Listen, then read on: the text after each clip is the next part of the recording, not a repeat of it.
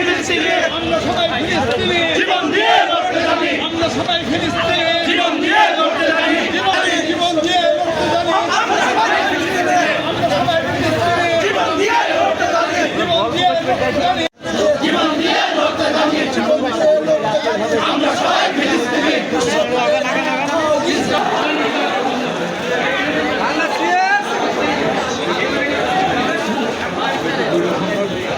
আজকে বাংলাদেশ জাতীয়তাবাদী দল বিএনপি বলেছিল সাম্রাজ্যবাদ এবং আধিপত্যবাদের বিরুদ্ধে জাতীয়তাবাদী দেশপ্রেমিক মানুষের সংগ্রাম চলবে।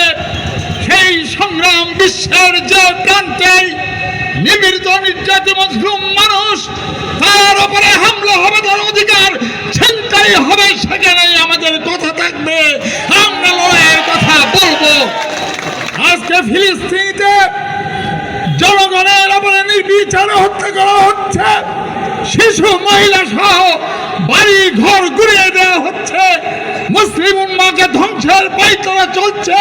এটা আমার একই লড়াই, ভারতীয় আধিপত্যবাদের বিরুদ্ধে লড়াই, ইসরায়েলের অগ্রসরবাদ বিরোধী লড়াই, একই সূত্রে গাথা। আমাদের মানুষ শেখ হাসিনার সাথে 15 বছর যুদ্ধ করেছে, সংগ্রাম করেছে তার অধিকারের জন্য, তার অধিকার প্রতিষ্ঠার সংগ্রামকে লড়াইয়ের সংগ্রামে রূপান্তর করে আমরা লড়াই করেছিলাম। এইবার সেই একই কথা শেখ হাসিনার মধ্য দিয়ে আমরা ভারতীয় আধিপত্যবাদকে পরাজিত করতে পেরেছি ইনশাআল্লাহ।